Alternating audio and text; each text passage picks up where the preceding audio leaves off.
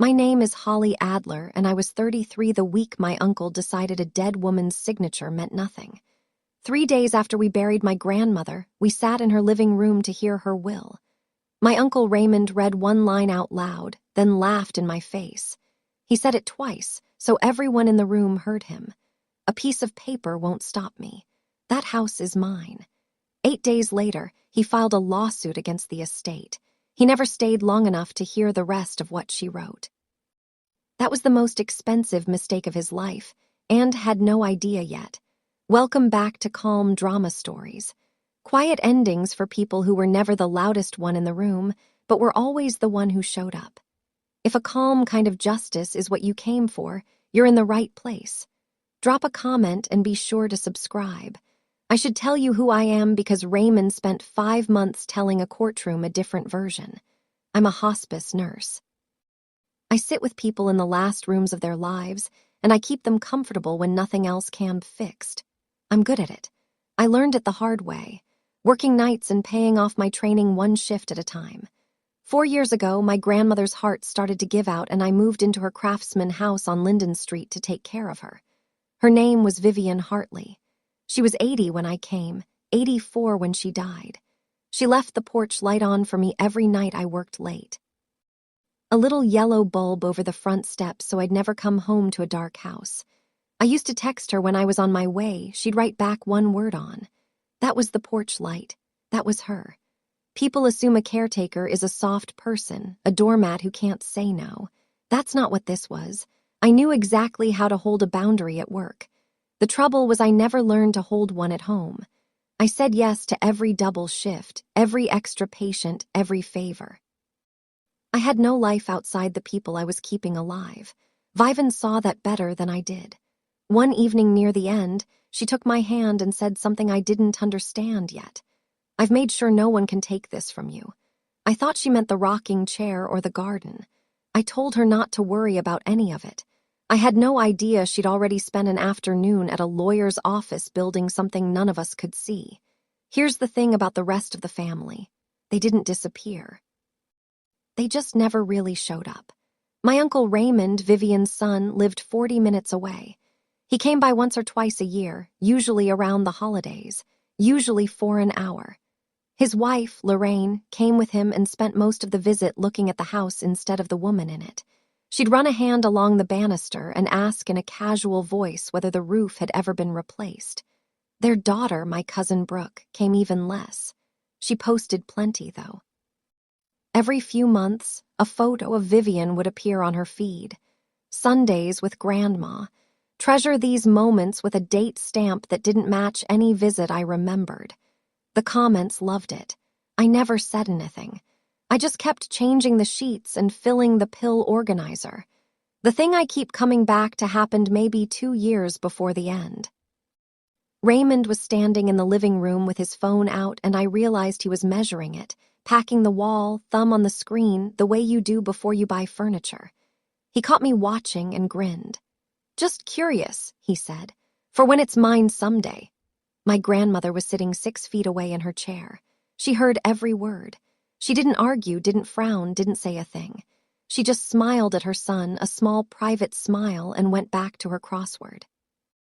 Looking back, that smile was the first move in a game the rest of us couldn't see yet. She'd already decided something. She just wasn't ready to tell anyone what. In her last winter, Vivian got quieter and more deliberate, the way some people do when they've decided to put their affairs in order. She had a brass house key on a faded blue ribbon, the ribbon worn soft from 40 years of being looped over the same hook by the door. One afternoon, she took it off the hook and pressed it into my palm and folded my fingers over it. "This stays with you," she said. I tried to give it back. I told her I had my own key, that hers should stay by the door where it belonged. She wouldn't take it. "You're not hearing me," she said. "It stays with you." I thought she was confused, the way patients sometimes are near the end. She wasn't confused at all. The next week, a car came for her in the morning and brought her back by lunch.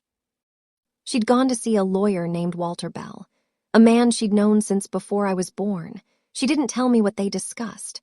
All she said, settling back into her chair with her coffee, was, "I've made it so no one can take it from you. It's done now." I asked her what she meant.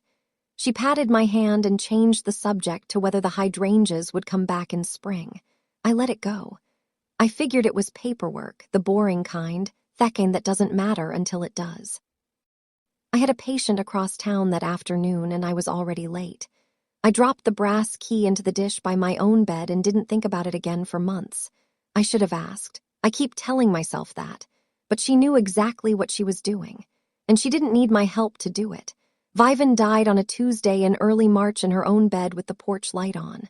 I was holding her hand. It was, by the standards of my profession, a good death. Quiet, unafraid, at home. I won't dress it up for you. I'd kept 100 strangers comfortable through that exact moment. And it turns out it lands differently when it's the woman who raised you. I sat with her a long time before I called anyone. Then I made the calls and the family arrived. And within an hour, my grandmother's death stopped being mine. Raymond took over. He stood in the kitchen giving orders about the funeral home, the obituary, the flowers, as though he'd been running the household all along instead of measuring it for resale. Lorraine walked the room slowly with her arms crossed, doing the math. At the funeral, he gave a eulogy about a mother he barely visited, and people cried, and afterward, he shook hands at the door like the host of the event. I stood near the back. Brooke posted a black and white photo with a long caption about loss. I didn't have it in me to be angry yet. Grief takes up the whole house when it first moves in. There's no room for anything else. But underneath it, quiet and cold, was a problem I couldn't ignore much longer. This house on Linden Street was the only home I had. My whole adult life had folded itself into these rooms, into this woman, into the routine of taking care of her. Now she was gone, and the people circling the house had never once asked where I was supposed to go. I thought the hardest part was behind me. It hadn't even started. 3 days after the funeral, Walter Bell came to the house to read the will. He was close to 70, careful, soft-spoken, the kind of man who reads every word because words are the only thing he trusts. We sat in the living room, the same room Raymond had once paced with his phone. Bell put on his glasses and began. The estate was modest but real. The house free and clear, plus a savings account and some old certificates of deposit Vivian had been quietly feeding for 30 years. He read the first major bequest. The house on Linden Street and the bulk of the remaining estate went to me. I heard Lorraine's breath go sharp. Raymond's face changed color. Bell kept treading calm as a man reading a grocery list. There was a specific cash gift, he said, of $75,000 set aside for Raymond Hartley. And then he read the line. Any beneficiary who contests this will or aids any contest of it shall take nothing under it, and their gift shall pass as if they had not survived me. He read it slowly. He read it twice because Vivian had instructed him to. Raymond wasn't listening anymore. He'd stopped at the house goes to Holly, and everything after that was noise to him. He stood up so fast that chair scraped. His face was the deep red of a man who has just been robbed in his own mind. He pointed at the document in Bell's hands like it had insulted him. "That's a joke," he said. "She wasn't in her right mind. That girl got to her." Then he laughed an ugly little bark and said the thing I would hear in my head for the next 5 months. "A piece of paper won't stop me. That house is mine." He walked out before Bell could finish the page. He never heard the 75,000. He never heard the rest. They came back that night. Raymond and Lorraine stood on the front steps under the porch light, and Lorraine did most of the talking. She was good at it. She'd had years to practice the voice she used now, warm and wounded at the same time. "We don't want to fight, Holly," she said. "We just want what's fair." Fair in her telling was simple. I had moved into a vulnerable old woman's home. I had isolated her. Flattered her, worn her down, and walked away with everything while her own blood got crumbs. "You worked a dying woman," Raymond said over her shoulder. "Everyone can see what you did." I stood in the doorway and didn't let them in. My hands were steady. I noticed that almost from a distance, the way I notice a patient's pulse. "I took care of her," I said. "That's all." Lorraine smiled like I'd proven her point. "You're not even a Hartley," she said. "Blood is blood. You're an Adler." That part was true. Technically, my mother was Viven's daughter. My last name came from a father who left when I was small. To them, it was the whole argument. To me, it was just a fact about a name. I told them good night and closed the door. That night, Brooke opened a group chat with 30 relatives I'd barely met and pinned a message at the top. For everyone asking what happened to Grandma's house underneath it, the story took shape fast, the way a lie does when nobody in the room knew the truth and everybody wanted the gossip. I muted the chat. I didn't defend myself. I told myself silence was dignity. It would take me a while to understand it was also a weapon and that my grandmother had already loaded it. Within 2 weeks, I was alone in a way I hadn't expected. People I'd known for years, neighbors who'd eaten at Vivian's table, went quiet. Not hostile, just absent. The careful absence of people who don't want to pick a side. Brooke's posts kept coming. She never used my name. She didn't have to. Some people see a sick old woman and see an opportunity. Caretakers know exactly what they're doing. The comments filled in the rest. I'd walk into the grocery store and feel the temperature of a room change. And here's the part I'm not proud of. I almost gave it to them. I sat at Vivian's kitchen table one night with the brass key in my hand and seriously considered signing the house over to Raymond just to make it stop. Not because I doubted she meant to leave it to me, because keeping people comfortable was the only setting I had. I'd spent my whole life smoothing things over for everyone but myself, and the pull to do it again was almost physical. I actually drafted the text to Belle. Maybe it's easier if I just let them have it. My thumb was overrend. Then I looked up at the porch light through the kitchen window, still burning the way she'd left it for me 1,000 nights, and I couldn't do it. I deleted the text and wrote a different one. Can we talk? They're saying I manipulated her. I don't know what to do. Belle called me back inside of a minute. His voice was unhurried, almost gentle. Before you decide anything, he said, come to my office tomorrow. There are some things your grandmother wanted you to know, and now is the time you need to know them. I didn't sleep that night. Walter Bell's office smelled like old paper and burnt coffee. He sat me down, slid a thick folder across the desk, and told me what my grandmother had spent her last good winter doing. She had not just written a will. She had built a wall. The will was drafted by Bell himself, not a form off the internet. It was signed in his conference room in front of 2 independent witnesses, the kind with no stake in anything, a retired school teacher and Belle's own paralegal. And the week she signed, Viven had done one more thing. She'd asked her physician, a Dr. Calloway, who treated her for 9 years, to examine her and write a letter.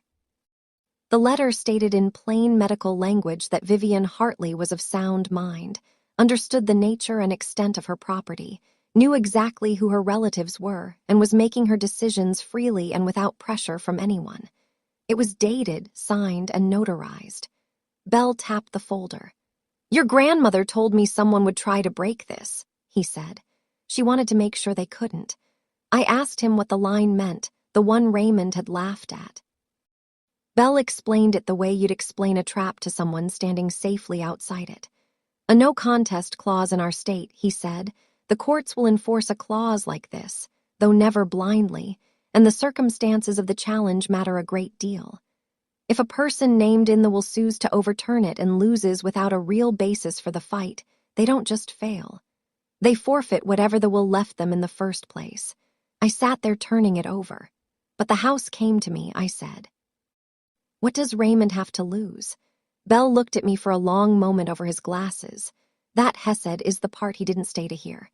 I'm going to keep telling you exactly how this went because someone watching right now is the only person who showed up for a parent, a grandparent, somebody. And the relatives who vanished are already circling. If that's you, stay with me, comment, I showed up, and subscribe. You'll want to see how this ends. I didn't have to wait long for Raymond to prove Bell right. 8 days after the reading, a process server knocked on the door of the house I now legally owned and handed me an envelope. Raymond had filed a petition to contest the will. The grounds were undue influence. The story inside the papers was the same one Lorraine had told on the porch and Brooke had told online, just dressed in legal clothes. I had isolated Vivian.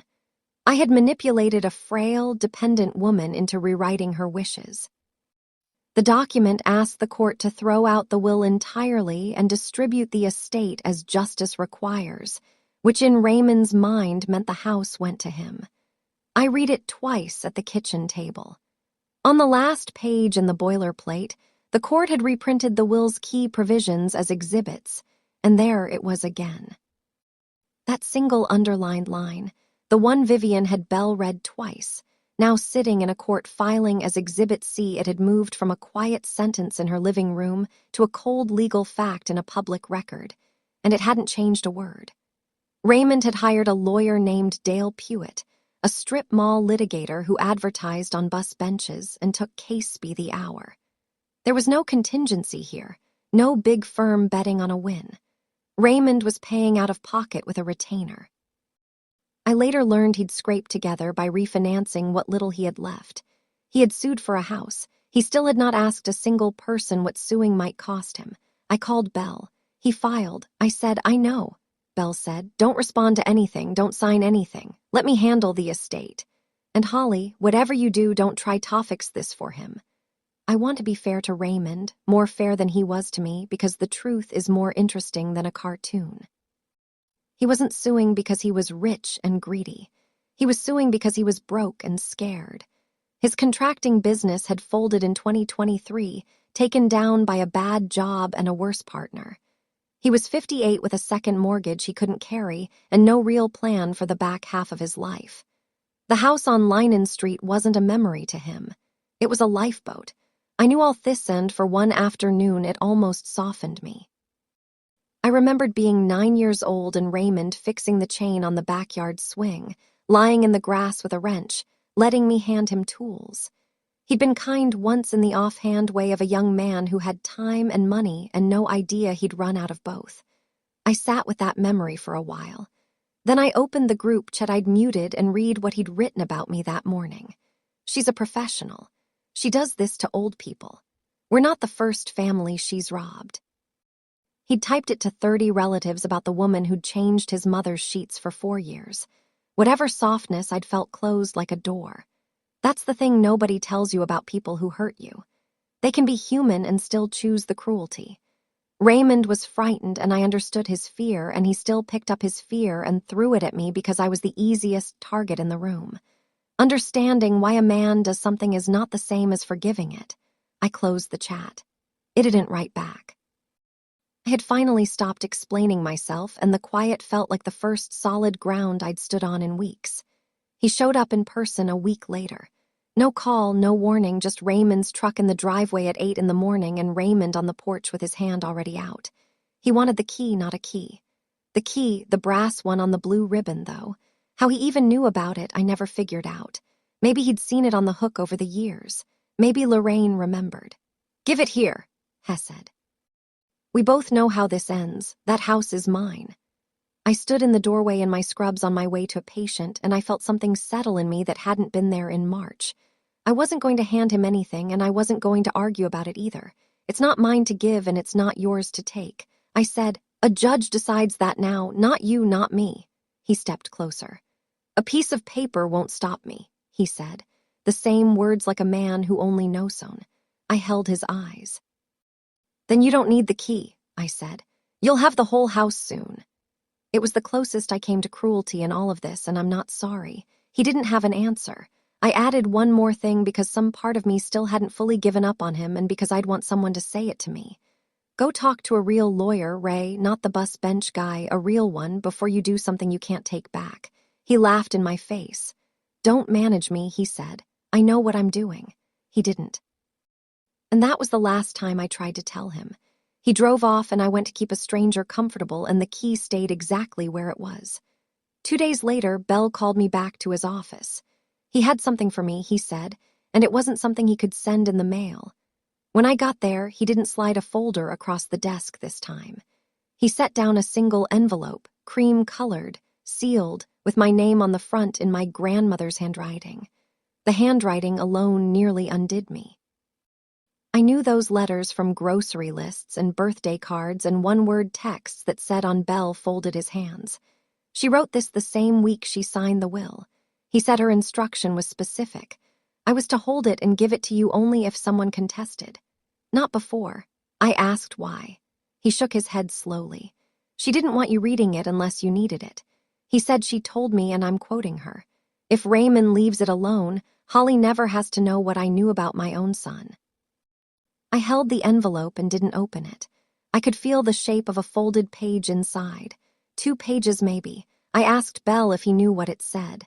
I don't, he told me. I drafted the will. I didn't write her letters. He stood, which was his polite way of giving me the room. Read it when you're ready, he said. But read it. She didn't write it to be left in a drawer. I took it home. I set it on the kitchen table under the window where the porch light came through at night.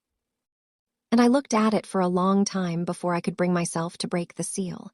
Some part of me already knew that whatever was in it would change the way I understood the whole thing. I opened the letter at the kitchen table, and my grandmother told me from the far side of death that she had seen all of this coming.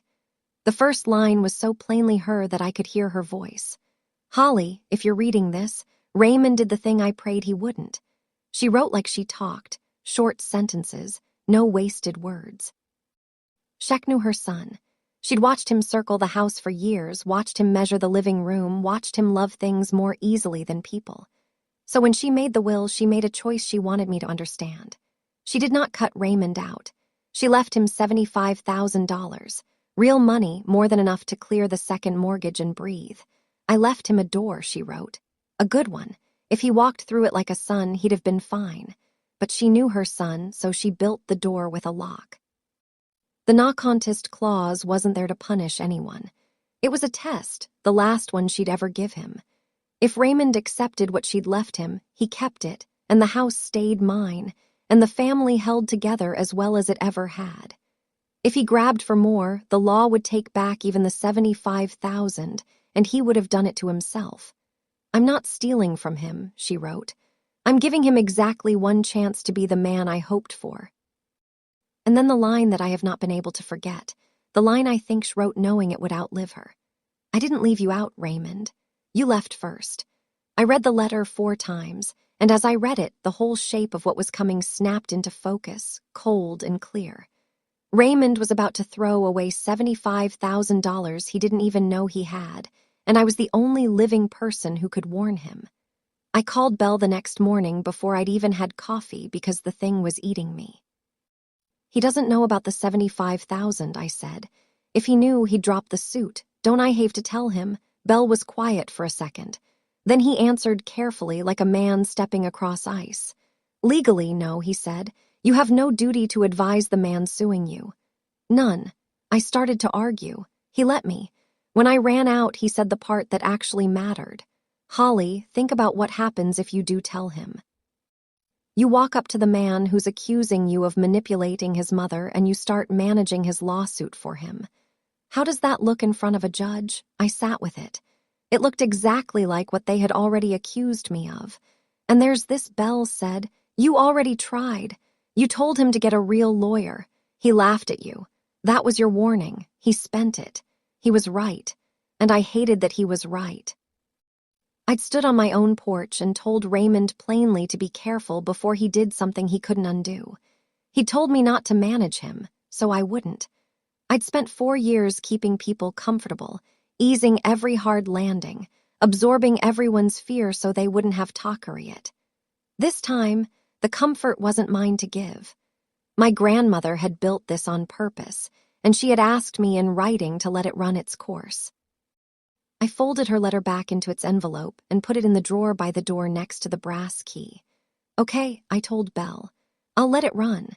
Saying it out loud felt less like revenge and more like finally setting something down. I'd been carrying other people my whole life. I was done carrying Raymond. The lawsuit moved into discovery, which is the part of any case where everyone has to show their cards. Pewitt, Raymond's lawyer, went looking for evidence that I'd manipulated Viven. He sent demands for medical records, financial statements, anything that might show me controlling her, isolating her, draining her. He was fishing, and the pond was empty. There was nothing to find because nothing had happened. Meanwhile, the estate side of the table got heavier by the week. Dr. Calloway's capacity letter sat at the top of the file like a closed door. The two witnesses confirmed they'd watched Vivian sign, lucid and certain with no one whispering in her ear.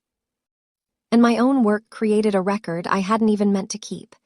4 years of careful nursing notes, dated and detailed medication logs, appointment calendars, the unglamorous paper trail of a person who was being cared for, not controlled.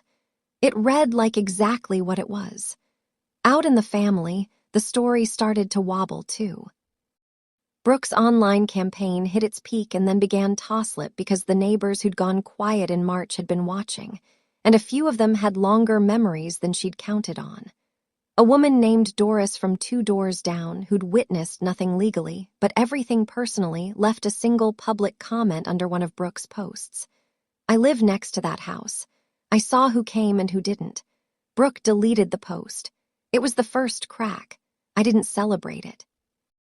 I was learning that the loudest part of a thing is rarely the part that wins. The quiet file in Belle's office was doing more work than any comment ever could. And somewhere across town, Raymond was still paying by the hour to dig in a hole with nothing at the bottom.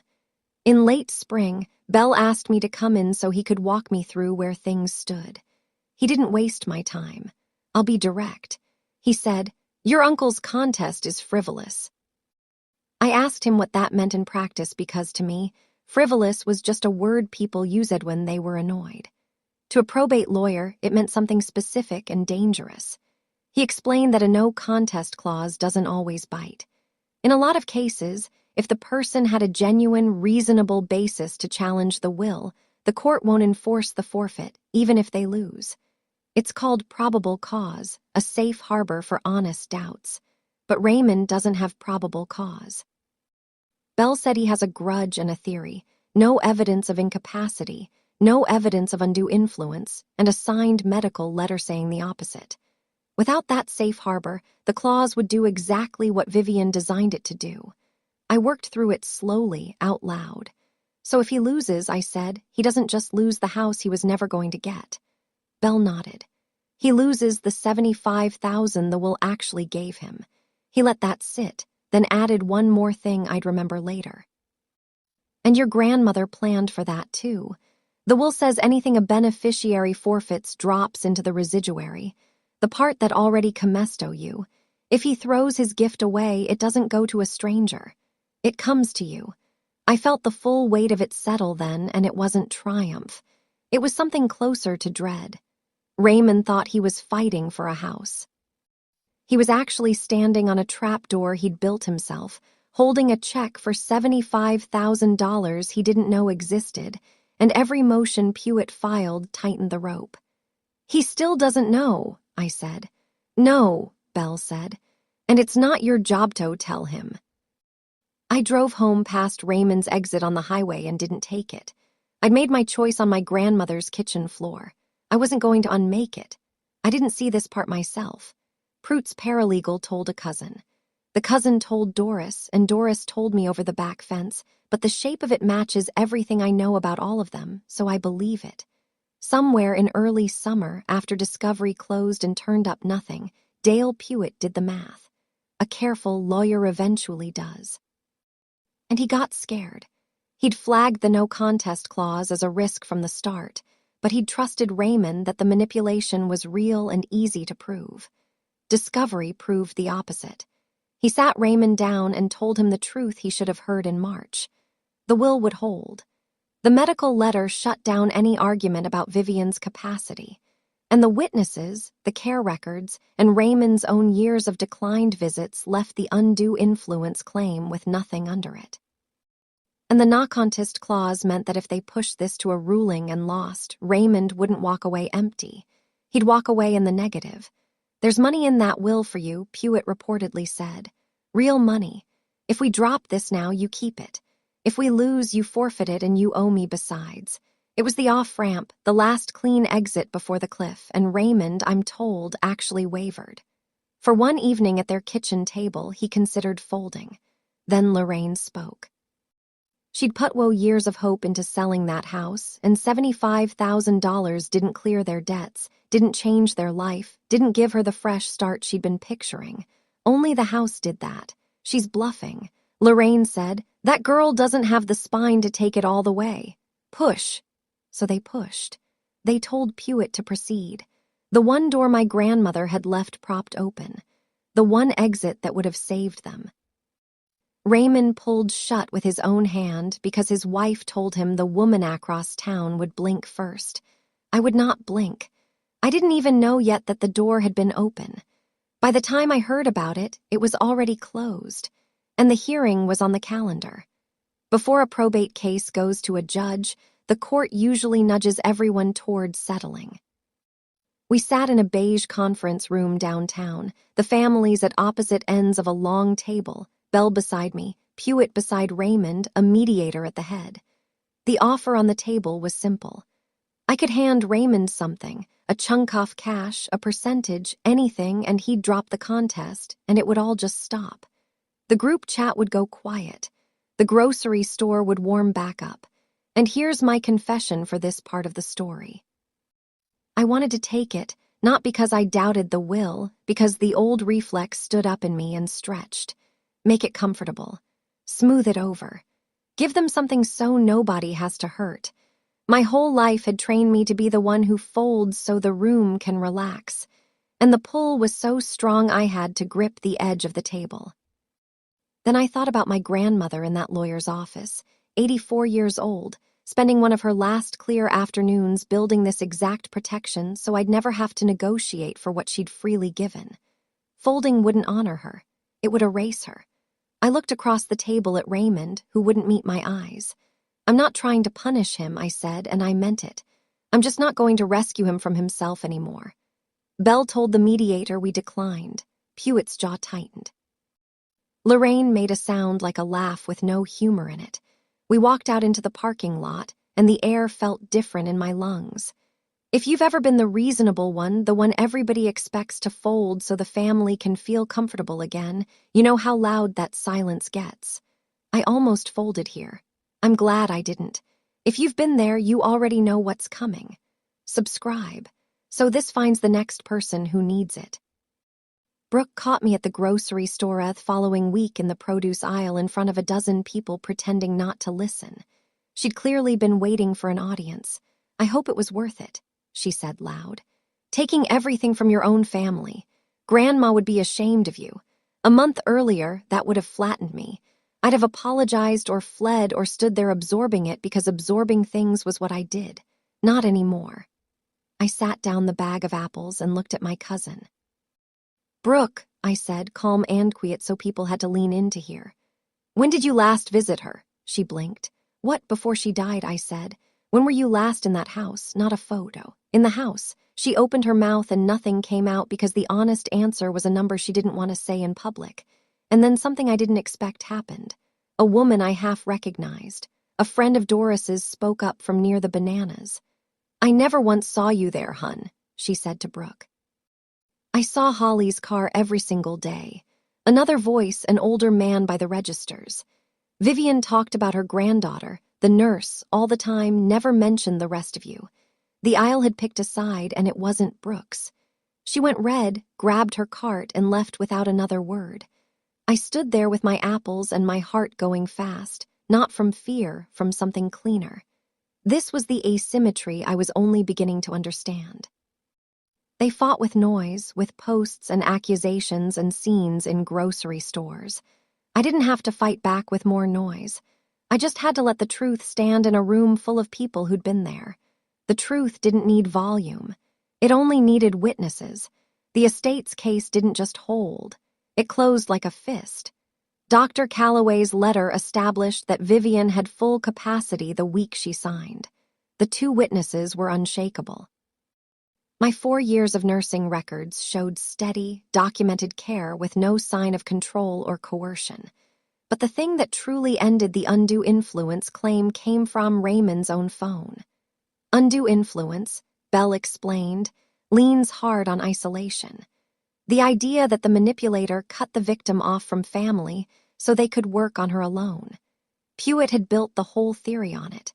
The problem was that nobody had isolated Raymond from his mother. Raymond had isolated himself, and he'd done it in writing. In discovery, the estate obtained text messages between Raymond and Vivian going back years. They were brutal in their ordinariness. Can't make it this weekend. Slammed at work. Tell Mom happy birthday for me. Can't get away. Maybe next month. Month after month, year after year, an invitation declined. A visit postponed. A mother kept at arm's length by a son who was always too busy until the day there was money on the table. There was no one standing between Raymond and Vivian except Raymond. I almost felt the floor drop out for him when I understood it, because it meant his own words were going to bury his case. He'd spent 5 months telling a court I'd locked him out of his mother's life. His own thumbs had typed the proof that he'd let himself out. Belle slid the printout across the desk to me. Page after page of "can't busy next time," and for a moment neither of us said anything. He wrote his own verdict. Belle finally said years ago he just never read it back. The hearing was 3 weeks out. There was nothing left to find. The night before the hearing, a summer storm came through and knocked out the power on Linen Street. I was home alone and the whole block went dark at once, including the porch light. I stood at the front window in the sudden black and felt the absence of it like a held breath. For 4 years, that little yellow bulb had been the last thing I saw before sleep. My grandmother's one-word promise that I'd never come home to a dark house. Now it was out the night before everything, and I wasn't going to leave it that way. I found the old storm lantern in the hall closet, the one Vivian kept for exactly these nights, and I carried it out to Thepworch and set it on the rail where the bulb used to glow. I lit it by hand. The flame caught and steadied, and the steps were warm with light again, and I stood there in the rain smell with the lantern going and felt for the first time in months completely calm. I wasn't nervous about the hearing.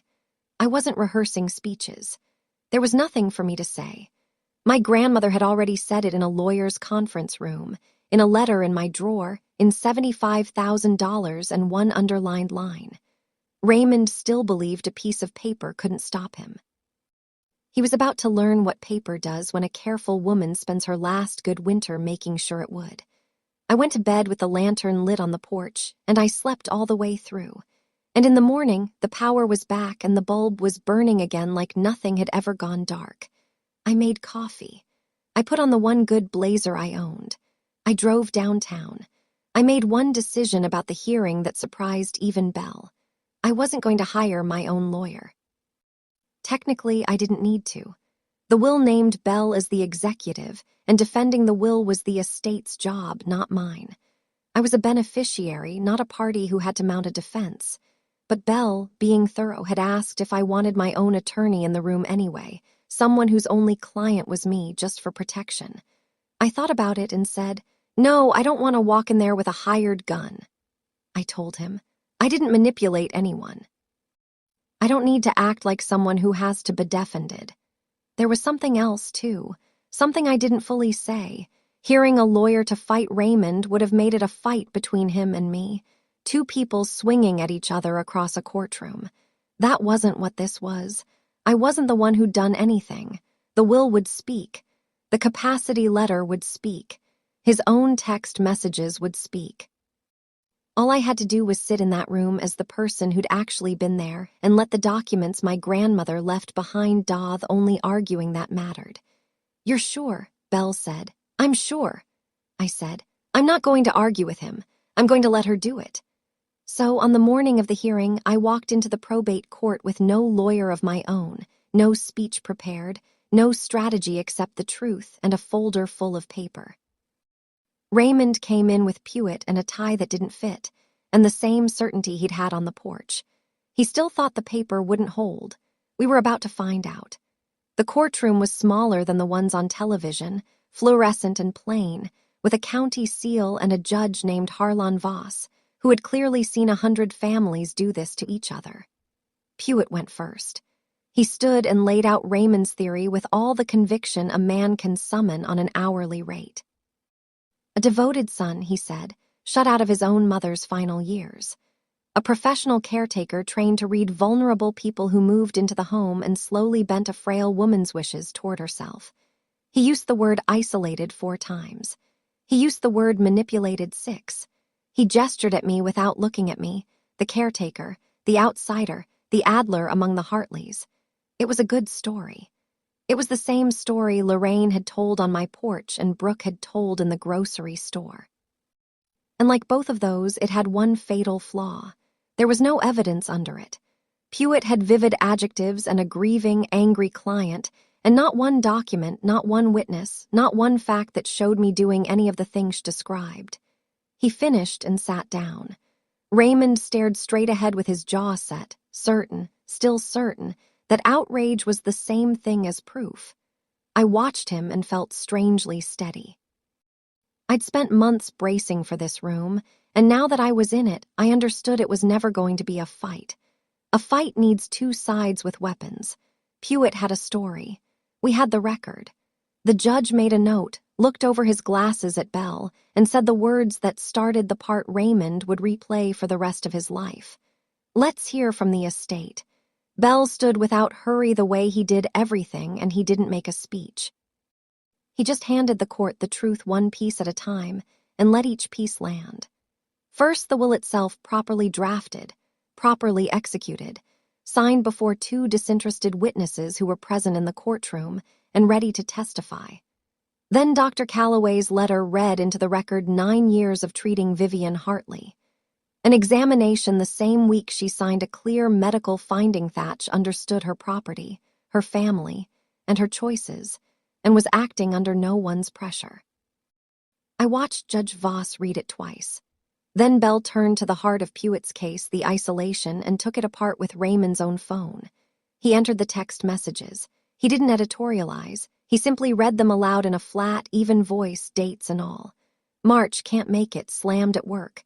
June, tell Mom happy birthday, can't get away. October, maybe next month, on Andon. 2 years of a son declining the mother he now claimed had been stolen from him. The room got very quiet. Belle set the pages down and said the only sharp thing he said all day. Your Honor, my client's mother was not isolated from Mr. Hartley. Mr. Hartley was busy. Pewitt objected to nothing because there was nothing to object to. It was all Raymond's own words, and through all of it I did exactly what I'd planned to do. Nothing. I sat still, hands folded, and I didn't perform grief or outrage or vindication. I wasn't even called to testify. The documents made me unnecessary. Raymond, 3 feet away, was a different animal entirely. His face had gone from red to white. His knee was bouncing. He kept leaning over to whisper to Pewitt, who kept putting a hand up to quiet him. The man who'd laughed at a piece of paper was watching the paper close over his head, and he was just beginning to understand that he couldn't argue with his own thumbs. Judge Voss didn't need a recess. He'd seen enough. He squared the papers in front of him, looked out at both families, and delivered it in the calm, unhurried voice of a man who'd done this many times and didn't enjoy it. On the question of the will's validity, he found for the estate. There was no clear and convincing evidence of undue influence. None at all. The medical letter established capacity. The witnesses established proper execution. The petitioner's own communications, he noted dryly, undercut the central claim-off isolation. Will was valid. Vivian Hartley's wishes would stand. The house was mine fully and finally.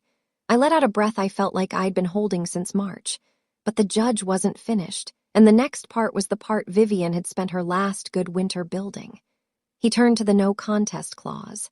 He found that Raymond Hartley had contested the will and that he had done so without probable cause. There had been no reasonable basis for the claim, only in the judge's words, a disappointed expectation. And so the clause applied. Judge Voss looked down and read it aloud. The single underlined line, the one Belle had read twice in a living room 5 months earlier, the one that had written into court as Exhibit C, any beneficiary who contests this shall take nothing under it. He set down the page. The bequest of $75,000 to Raymond Hartley, he said, is forfeit. For 1 full second, the room was silent. Then Raymond came out of his chair. 75,000.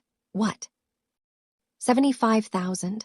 His voice cracked across the room. That's my mother's money. You can't. A piece of paper can't. Just the gavel cut him off. Pewitt was pulling at his sleeve, And there it was, the thing my grandmother had known before any of us. The joke turned all the way around. The piece of paper had stopped him. It had stopped him cold, and it had cost him everything. And he was only finding out now in open court that he'd ever had anything to lose. I didn't stand. I didn't gloat. I just said it quietly to no one, and to him and to her. I didn't fight him. The will did. It took Raymond a few minutes out in the hallway to do the math that Pewitt had clearly already done. He hadn't just lost the house he was never going to get. He'd forfeited the $75,000 his mother actually left him, the money that would have cleared his second mortgage and given him room to breathe. And on top of that, he owed Pewitt months of an hourly lawyer, the filing fees, the discovery, the depositions, the wasted motions, all of it billed and all of it due. He'd refinanced to fund a lawsuit that took everything and gave back debt. When you ran the numbers, Raymond walked out of that courtroom worse off than if he'd stayed home in March and done absolutely nothing. Less than nothing. The phrase from the title of my story isn't drama, it's arithmetic. I came out into the hallway in time to see Lorraine turn on him. The warm, wounded voice from my porch was gone. "You said she'd settle," she hissed, low and vicious. "You said this was easy money."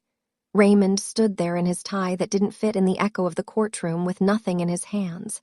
His wife had pushed him to pull the door shut.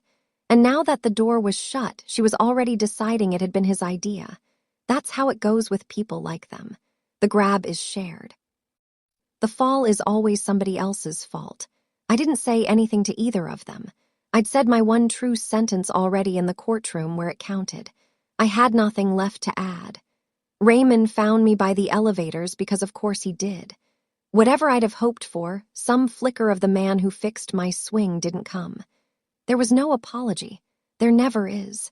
With people like him, he came at me with the only tools he had left. Blame and self-pity, swinging them like a man who's lost everything except the habit of being wronged. "You knew," he said. "You knew about that money and you let me hang." I looked at him. "I told you to get a real lawyer, Ray," I said. "On the porch, you laughed." His face worked. "She poisoned her against me," he said. "Meaning Vivian, meaning me, meaning anyone but himself. This is on you." It wasn't, and we both knew it, and the knowing was the worst part for him. He'd written his own verdict, one declined visit at a time, and he'd sealed it the night he let Elrain talk him past the off-ramp. The elevator came. I stepped in. He didn't follow. As the doors closed, I saw him standing in the hallway, 58 and frightened and furious, exactly where he'd put himself. Brooke, I learned later, deleted every post that night, the whole campaign, scrubbed clean as if it had never happened. It had happened. The neighbors remembered. I walked out of the county building into a bright, ordinary afternoon, and I stood on the steps for a minute just breathing. It was over. Not one exactly. One is a word for fights, and I keep telling you this wasn't one. It was finished, which is different and better. My grandmother had reached out of her own death and protected the thing she wanted protected. And all she'd needed from me was the one thing I'd spent my whole life failing to do, which was to stop fixing things for everyone else and let a hard thing simply be hard. The clause had done its job exactly as she'd built it, exactly as she'd written it would. I thought about her in Walter Bell's conference room, 84 years old, signing her name in front of a school teacher and a paralegal, certain her son would do the very thing he'd just done. She'd known him better than he knew himself. I got in my car. I drove home to Linen Street to the house that was mine now, free and clear, and the porch light was on. The estate settled over the following weeks, the way these things do in paperwork and signatures and final accountings. I kept the house. And here's the part that still makes me shake my head. The $75,000 Raymond forfeited didn't vanish into the air.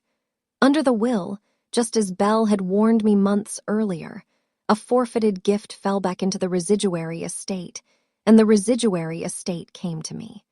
So, by suing for a house he was never going to get, my uncle handed me an extra $75,000 on his way out the door. He'd reached for everything, and in reaching given me more than he'd ever have lost by doing nothing at all.